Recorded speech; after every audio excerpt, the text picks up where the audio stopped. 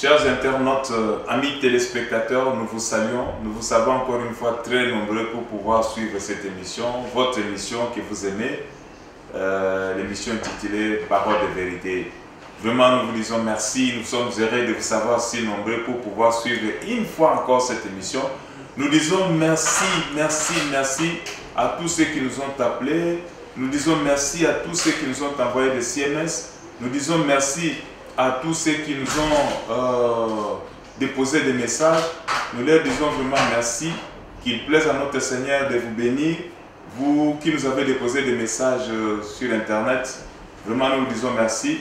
Qu'il plaise à notre Seigneur Jésus-Christ de vous bénir. Nous sommes heureux de nous retrouver encore une fois dans le cadre de cette émission pour pouvoir parler de ce que l'homme de Dieu nous avons cité, le révérend Claude Kabundu Alessa, a pu nous dire à travers ce grand culte qui a eu lieu ce dimanche à l'église, ici au centre de réveil spirituel, dans un thème aussi important, assez alléchant, intitulé « Le juste vivra par la foi ». Le juste vivra par la foi. Et avec comme sous-thème « Va avec la force que tu as ». Vraiment, c'était vraiment assez intéressant. Mais avant que nous puissions entrer dans les vifs de notre sujet, je vous prierai d'abord de suivre un extrait, je dis bien un extrait, de ce qu'a été la prédication de l'homme de Dieu. Nous avons cité le révérend Claude Kabundu Alessa ce dimanche à l'église. Suivons d'abord cet extrait. Le juste vivra par sa foi. Le juste vivra par la foi.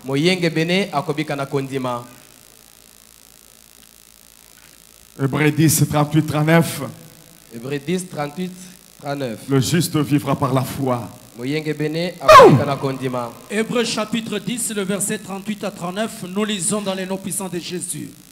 Et mon juste vivra par la foi. Mais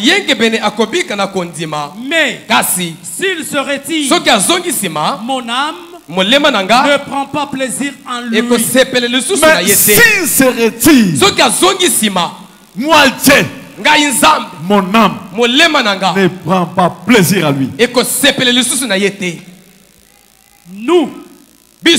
Nous ne sommes pas de ceux qui se retirent pour se perdre, mais de ceux qui ont la foi pour sauver leur âme. Parole du Seigneur. Amen.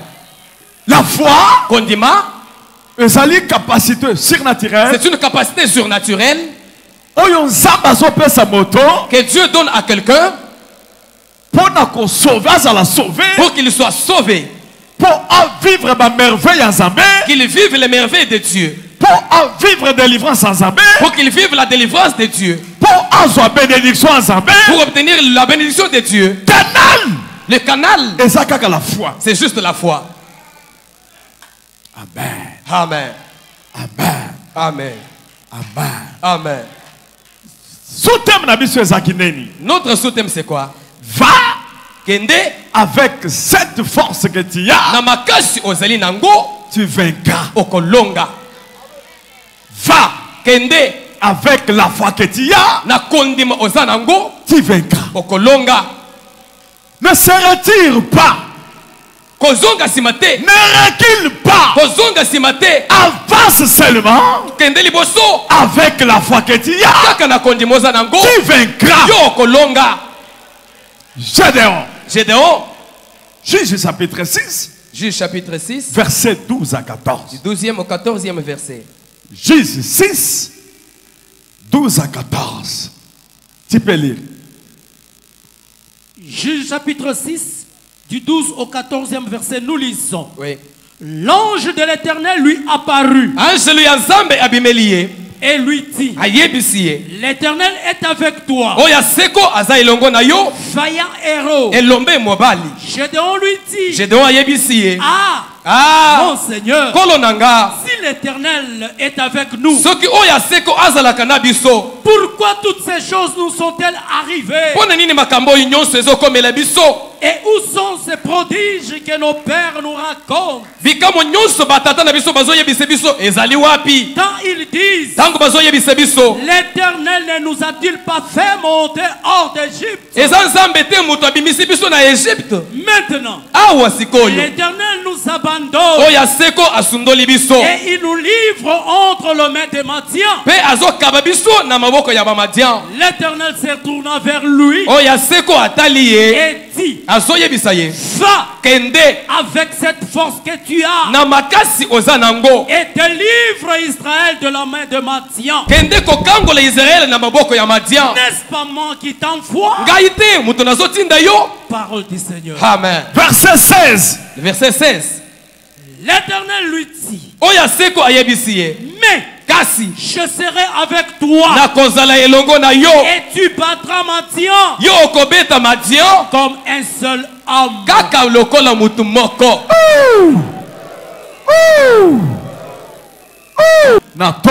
Ce matin, je te donne un bref message. Ange de l'Éternel, comment est-ce que l'ange de l'Éternel il sort devant Gédéon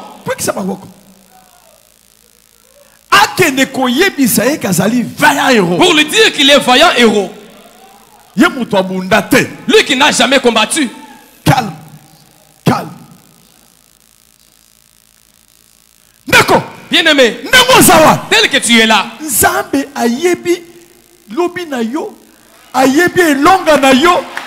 Dieu connaît ton lendemain, il connaît ta victoire. D'accord. Bien-aimé, tel que tu es là, moi quand je grandissais, je me tenais comme ça les mains aux hanches. Et lorsque je commençais à me débrouiller, je me tenais toujours les mains aux hanches. On me disait, mais tu te tiens comme un patron. Pourtant, le fait d'être patron était déjà à moi. Je te dis, tout mouvement que tu fais, c'est prophétique. Oui. Comment tu peux m'appeler vaillant héros? Je n'ai jamais combattu. Je n'ai jamais vaincu. Je ne suis jamais guerrier. Je suis en train de travailler mes fromages pour cacher en qu'il y a peur de Madianites. Ma famille est la plus pauvre. Je n'ai rien. Je souffre ici. Je n'ai pas payé les Minerval. Et toi tu me dis que j'aurai les diplômes. Comment est-ce que j'aurai ça? J'entrerai dans la salle comment? J'entrerai par où? Bien aimé, tous les calculs que tu fais, c'est pour toi. Mais celui de Dieu, il existe. Oui, les calculs de Dieu est là. Merci beaucoup, bien-aimés. Nous avons suivi l'homme de Dieu, il nous a parlé sur la foi. Et chaque fois que nous le suivons, explicitant quelque chose autour de la foi, c'est comme si nous n'avons jamais entendu. Voilà la première chose qui m'intéresse, c'est cette capacité de pouvoir parler, cette capacité d'expliciter, cette capacité d'apporter un plus dans ce qu'il a dit la fois passée. C'est par là qu'on reconnaît un homme de Dieu. Un homme de Dieu charismatique. On le reconnaît chaque fois quand il ouvre sa bouche. Il n'y a pas de la monotonie. Quand il ouvre sa bouche, il y a quelque chose qui change. Quand il ouvre sa bouche, vous le sentez, il est toujours nouveau. Il est nouveau. Là, je comprends pourquoi le Seigneur Jésus-Christ avait-il dit lui-même, à chaque heure, mon Père fait quelque chose de nouveau. Alors, il a parlé sur la foi. La foi, comme cela est dit dans Hébreu, mon juste vivra par la foi. Mon juste vivra par la foi. Mais dans la version que moi j'ai, dans ma version, on dit, il est dit, dans la version que nous avons nous tous lu, c'est bon, il est dit, le juste vivra par la foi. C'est ça la version qui est dit un peu partout. Le juste vivra par la foi. Mais la version que moi j'ai, ma version, il est dit, la version de BJC, il est dit, or, le juste vivra par la foi. Mais dans toutes les autres versions, il est dit, et mon juste vivra par la foi. Mais s'il se retire, mon âme ne prend pas plaisir en lui. C'est ce qui est dit un peu dans presque beaucoup de visions et beaucoup de versions. Mais la version que moi j'ai, il est dit, or, le juste vivra de la foi. Or, c'est que là nous comprenons quelque chose d'assez important. C'est le fait que la volonté de Dieu, c'est que les chrétiens ou les justes, voulais-je dire, puissent vivre par la foi. Donc Dieu l'attend. Dieu veut voir sa vie. Dieu veut le voir mener sa vie dans le système de la foi, dans la vie de la foi. C'est pour ça qu'il dit « Or ». Donc c'est une obligation, c'est une demande, une exigence. Voilà, une exigence de Dieu. C'est pour cela qu'il dit « Celui qui se retire, mon âme ne prend pas plaisir en lui. » Mon âme ne prend pas plaisir. C'est que la volonté de Dieu, c'est que nous puissions vivre par la foi. Mais pourquoi Dieu veut-il que nous puissions vivre par la foi? Voilà encore certaines questions que nous devons nous poser chaque fois quand nous sommes en train de suivre cet homme de Dieu. Dieu veut que nous puissions vivre par la foi, puisque la vie du juste, la vie du chrétien, la vie du juste, c'est une vie d'épreuve. Voilà. C'est une vie d'épreuve. Et si vous n'avez pas la capacité, si vous n'avez pas la foi, il vous sera donc difficile de vivre, de mener la vie chrétienne. Puisque cette vie chrétienne est une vie d'épreuve. Et les épreuves, ça fait partie des promesses que notre Seigneur nous a promis.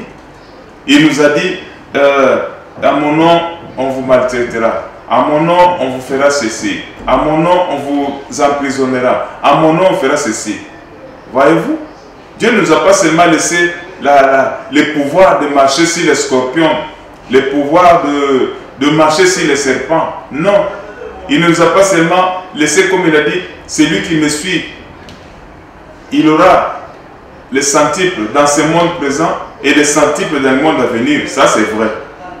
Il y a beaucoup de choses que Jésus nous a promis dans cette vie en tant que juste ou en tant que chrétien. Mais parmi ces promesses, n'oublions jamais qu'il nous a aussi dit qu'il nous a promis qu'il y aura des épreuves. Et c'est pour cela qu'il faut avoir la foi. Puisque que tu le veuilles ou non, la vie du chrétien est une vie qui sera accompagnée des épreuves, des situations difficiles, des difficultés. Mais comment pouvoir surmonter ces choses si on n'a pas la foi? Voilà pourquoi, dans la version que nous avons lue, il est écrit « Or, le juste vivra par la foi. » Or, le juste vivra par la foi. Et aussi, nous comprenons aussi par ce fait-là que par la foi, c'est là que Dieu veut aussi nous montrer que la vie de la facilité, ce n'est pas la vie de Dieu. Ça, c'est encore une réalité. La vie de la facilité, ce n'est pas la vie de Dieu. Nous avons dit au cours d'une autre émission que la vie de la facilité, c'est la vie du diable, la vie de Satan. Mais ce n'est pas la vie de Dieu. La vie de Dieu, c'est Dieu veut voir l'homme, Dieu veut voir les justes se battre pour pouvoir gagner la vie. Nous allons voir ça plus loin au cours de cette émission. Dieu veut nous voir aller un peu plus loin. Regarde, il fait tomber la manne. Les enfants d'Israël crient.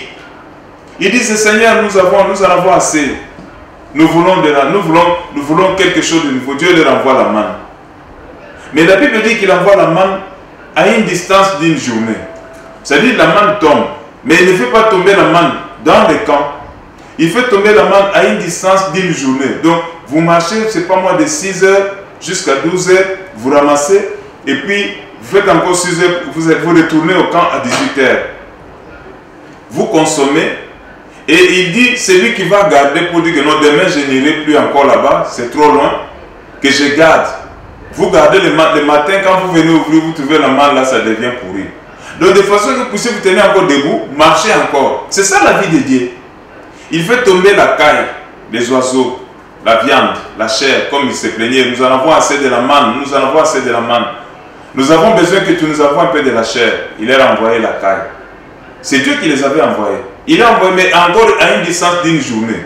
C'est pour montrer que la vie de Dieu, la vie selon Dieu pour les chrétiens ou pour les justes, ce n'est pas une vie de facilité. C'est le diable, lui, quand vous allez chez lui à 8 h du matin, il vous dit, bon voilà, je vais vous donner ça, faites ça, faites ça, vous faites. Il dit, bon, rentrez chez vous à la maison, à 14 h, vous allez regarder dans votre chambre, dans un petit coin, vous allez voir une malle. Vous ouvrez la malle, vous voyez l'argent. Ça, c'est le diable. Ça, c'est le diable. Mais Dieu n'est pas comme ça. Dieu, il veut que vous puissiez gagner à la sueur. Dieu veut que vous puissiez gagner dans les épreuves. Dieu veut que nous puissions gagner pas dans la facilité. Et pourquoi Dieu veut aussi que cette vie d'épreuve, cette vie de foi, puisqu'il veut que l'homme, le juste, soit en permanent en contact avec lui. Puisque s'il nous laisse dans une vie d'aisance, regardez ce qui se passe aujourd'hui dans certains pays occidentaux, où vous trouvez la plupart des occidentaux, moindres sont ceux qui viennent au Seigneur, moindres sont ceux qui croient en Dieu, moindres sont ceux qui pensent que Dieu existe.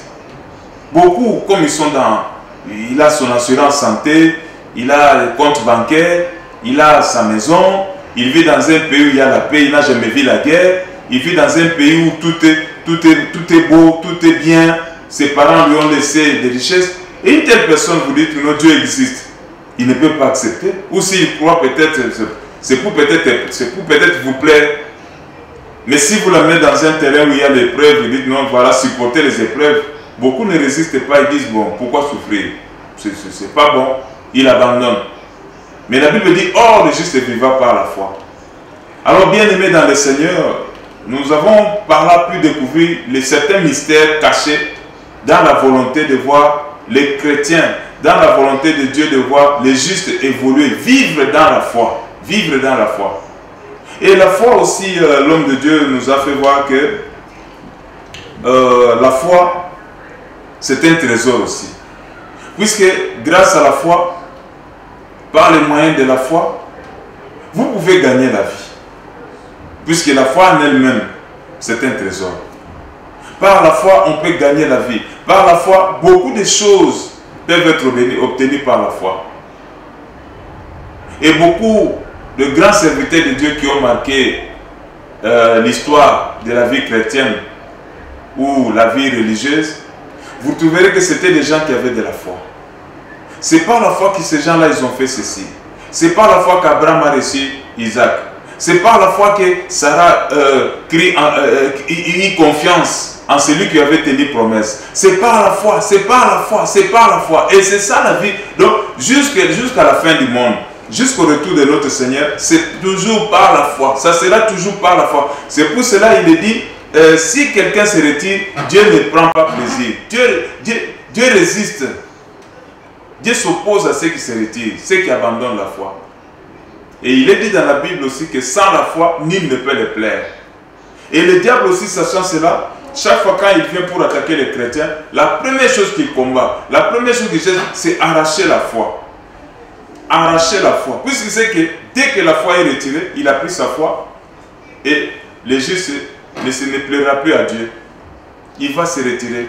Dieu va se retirer de lui, puisqu'il n'a plus la foi. Gardons notre foi. Battons-nous pour notre foi. Prions toujours. Demandons à Dieu. Chacun de nous puisse demander à Dieu, Seigneur, donne-moi une foi forte. Accorde-moi une foi forte. Accorde-moi une foi inébranlable. Accorde-moi une foi qui s'accroche à ta parole. Une foi qui s'accroche à toi. Une foi qui s'accroche à ta parole. Et Dieu ne manquera pas de le faire. Que Dieu vous bénisse. Que Dieu bénisse tous ceux qui nous suivent aux États-Unis, partout au Canada. Que Dieu vous bénisse. Je vois Papa Hubert, que Dieu vous bénisse. Je vois en France, en Belgique, un peu partout, partout à Danemark, Norvège. Vous êtes si nombreux à pouvoir suivre cette émission. En Afrique du Sud, au Congo-Brazzaville, nous saluons tous ceux qui nous suivent en direct au Congo-Brazzaville. Topé Sibinombote, Nous avons vraiment un vrai symbole. Vrai symbole, comme nous sommes vraiment heureux de pouvoir vous suivre. Mais avant que nous puissions encore continuer, suivons un extrait avec l'homme de Dieu et ensuite nous allons aller plus loin. Suivons d'abord ce que l'homme de Dieu, le révérend Claude Kabundu Alessa, nous a encore parlé ce dimanche et ensuite nous allons entrer dans le vif de notre sujet. Nous rappelons que nous sommes en train de parler dans le cadre de l'émission Parole de vérité dans le thème intitulé « Le juste vivra par la foi ». Le juste vivra par la foi. Et avec comme sous-thème, à ne pas oublier, va avec la force que tu as. Suivons. C'est lui qui connaît les calculs de Dieu. Il ne peut pas réussir par ses propres raisonnements. Bien aimé, Dieu tel qu'il vient là, il vient se révéler. Lorsque Dieu se révèle, la première des choses, c'est pour que tu connaisses ce Dieu-là. Pour que tu saches que je marche avec Dieu. L'Éternel est avec toi.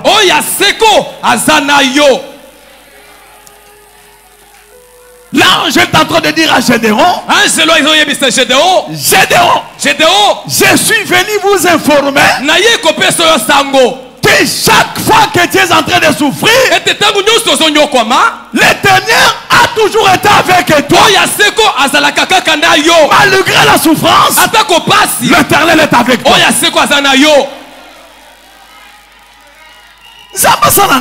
Dieu est avec moi.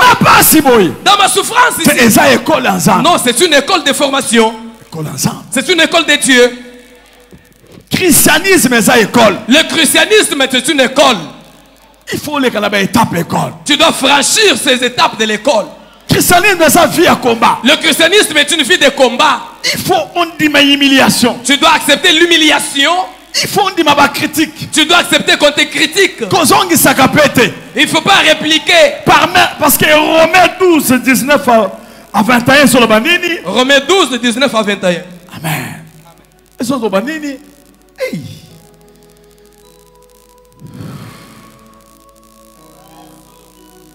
Oui, là nous venons de suivre, nous disons vraiment merci. Merci révérend Claude Kabundu Alessa.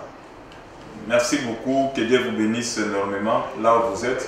Que Dieu vous bénisse pour tout ce que vous êtes en train de faire pour pouvoir nourrir les peuples de Dieu. Non pas seulement ici à Kinshasa au centre de réveil, mais vous êtes en train de nourrir les peuples de Dieu partout dans le monde. Vraiment, nous vous disons merci révérend, merci beaucoup. Que Dieu vous remplisse encore de force, que Dieu vous remplisse encore beaucoup plus de d'onction pour pouvoir encore nous édifier de cette manière-là. L'homme de Dieu nous a parlé certainement, mais il y a une chose que nous avons pu découvrir dans tout ce qu'il a dit aussi. Il y a le cas de... Il a fait mention de Saül.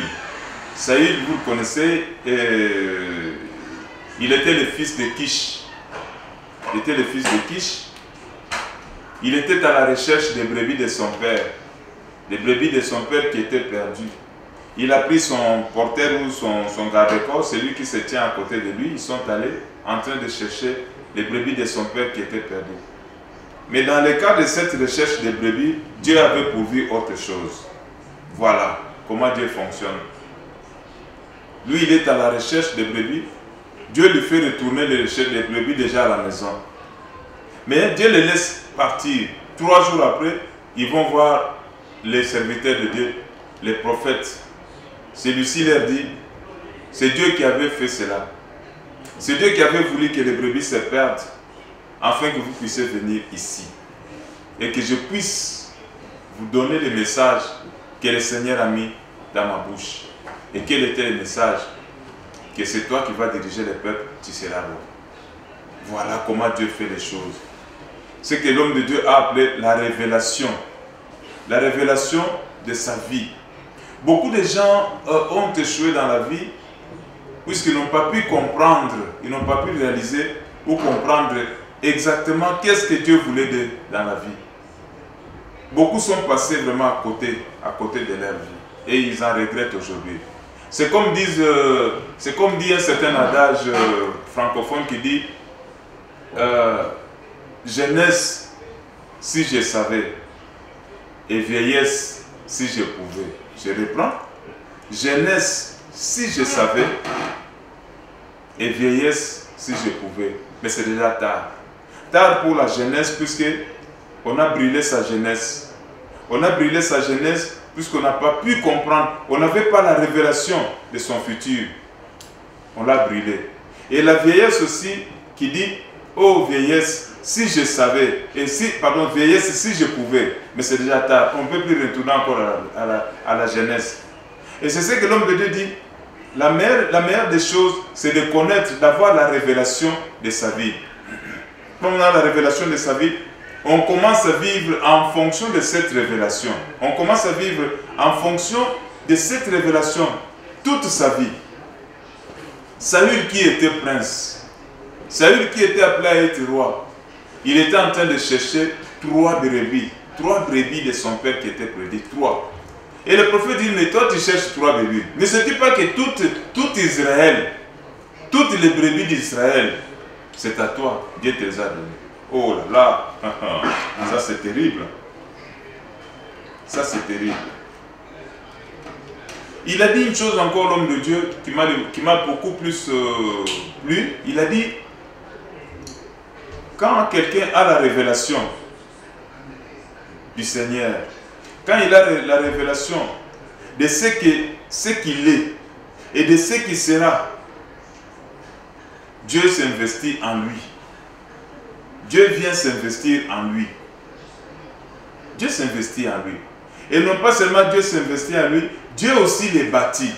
Ah, Révérend Claude Kavundoualessa, que Dieu vous bénisse, qui vous accorde encore beaucoup plus d'années, qui vous accorde encore beaucoup plus d'onction pour pouvoir nous révéler ce genre de trucs, ce genre de choses, ce genre de choses. Vraiment, nous vous aimons beaucoup. Vous nous avez dit, quand quelqu'un a la révélation de ce qu'il est, quand le Seigneur lui révèle ce qu'il est, quand le Seigneur lui révèle également ce qu'il sera, Dieu s'investit directement dans cet homme. Plus vous ne comprenez pas, vous ne découvrez pas, vous titubez. Faites un pas, vous retournez en arrière, vous faites un pas, vous allez à gauche, vous allez à droite. Vous ne savez pas, vous tournez finalement, vous tournoyez. Mais le jour où vous connaîtrez ce que vous êtes, le jour où vous aurez la révélation de ce que vous êtes, vous allez commencer à vivre en fonction de cela. Même si les choses peuvent se présenter, vous dites non, pour les autres, pas pour moi. Moi, je sais que je serai première dame. Moi, je sais que je serai ceci. Moi, je sais que je serai... Puisque vous avez déjà la révélation. Nous terminons cette émission dans cet extrait que l'homme de Dieu nous a présenté dans Juge chapitre 6, verset 12. Vous connaissez tous l'histoire de Gédéon. Gédéon qui était un jeune homme, mais qui se posait souvent des questions. Voilà. Un jeune homme qui se posait des questions. Dans la vie, bien aimé, quand vous ne savez pas vous poser des questions, vous n'irez nulle part. Dieu aime toujours les gens qui peuvent lui poser des questions. Dieu aime les gens qui peuvent faire ce que l'on peut appeler la remise en question. Savoir faire la remise en question. Des gens qui savent s'arrêter à un certain moment. Les gens qui savent s'arrêter disent, écoute, je ne comprends pas. Pourquoi ceci m'arrive? Pourquoi c'est comme ça? Pourquoi ceci m'arrive? Pourquoi c'est comme ça? Les gens qui peuvent se poser des questions. Et chaque fois quand on commence à se poser des questions, c'est le début de la solution. C'est pour cela que vous trouverez toujours les gens qui vivent dans la vie satanique, dans la vie de désordre, dans la vie des païens, dans la vie des gens qui ont fétiché, des gens qui sont dans des loges, des gens qui sont dans des... Vous les trouverez, ils sont souvent embrouillés, ils sont dans des bars, ils sont dans des histoires comme ça. Et quand le diable aussi essaie d'attaquer quelqu'un, la première chose que le diable fait, il essaie d'enlever, d'ôter les rêves, la capacité de mémoriser ce qu'on a rêvé. Mais ce qui m'intéresse là-bas, il dit, je vais rentrer vers mon Père. C'est ce qu'on appelle la remise en question. C'est-à-dire, vous rentrez en vous. Et c'est ça qui était la vie de Gédéon. Gédéon avait l'habitude de se poser la question. Il dit, mais dans l'histoire, on nous dit que nous avons fait de grandes choses. Dieu nous a fait traverser la mer Rouge. Dieu a fait ceci avec Moïse. Dieu a fait ceci avec nos pères. Mais pourquoi nous ne voyons pas ça? Pourquoi? Voilà. Voilà. Et finalement, il ne restait pas seulement dans la remise en question, mais il passa aussi dans l'étape des initiatives. Il ne faut pas seulement se poser les questions, remise en question, et puis c'est fini, on reste les bras croisés. La Bible dit que ce garçon, étant rentré en lui, il a dit, je vais faire ceci, je vais retourner vers mon père, et il y rentra. Voilà. La remise en question, la remise en question doit être accompagnée de gestes. C'est-à-dire, vous dites non, c'est comme ça, pourquoi ceci, pourquoi cela. Désormais, voilà ce que je vais faire, je vais un peu faire ça, je vais faire ça. Je vais un peu abandonner toute cette vie. Je pensais que cette vie, ça va m'amener telle part, mais j'ai trouvé que ça ne m'amène nulle part. J'abandonne cette vie, je me retourne, je suis d'abord le chemin de la parole de Dieu, je vais voir. Et c'est ça. Gédéon aussi, après avoir réfléchi, la Bible dit, il passa en acte. Il allait dans les champs, avant que les histoires soient mûries, il prenait, il allait cacher. Cette initiative-là, ça a beaucoup plu à Dieu. Et Dieu est venu le visiter. Et Dieu l'a appelé vaillant. Dieu l'a appelé vaillant. Il dit, mais vaillant pourquoi? Non, Dieu voit en lui. Et vous savez, quelqu'un qui sait résister dans les épreuves, dans les difficultés, quelqu'un qui se retrouve dans des situations difficiles, mais qui est capable de résister, de créer des initiatives dans les difficultés pour pouvoir s'en sortir. Je souffre, je ne sais pas comment faire, j'ai tout fait, mais ça ne tient pas. Je cherche même à vendre de l'eau. Il prend l'initiative, commence à faire des histoires, il vend de l'eau. Et à partir en vendant de l'eau, Dieu y entre, Dieu met sa manivelle là-bas, il commence à gagner la vie. Et je suis dans une situation difficile. Qu'est-ce que je peux faire? La Bible dit, Isaac voulait, à cause de la famine, Isaac voulait aller en Égypte. Dieu lui dit, ne va plus, n'entre plus en Égypte, reste là où vous êtes arrivé dans ce pays, je vais vous bénir. Mais Isaac, il était berger. Dans l'histoire d'Isaac, toute leur vie, ils étaient des bergers. Mais la Bible dit que Isaac s'aimant. Il s'aimant, il regardait, non, je peux s'aimer. Si je dis que je reste s'aimant puisque je suis berger, que je fasse ceci, que je vais mourir de faim, laisse-moi s'aimer. Il s'aimant, la Bible dit, cette année-là, il y récolta au centime. Voilà, je pense que nous sommes arrivés à la fin de cette émission.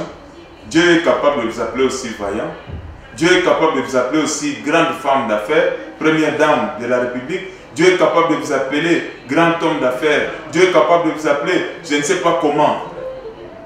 Mais quand vous résistez, et on ne peut résister que quand on a la foi.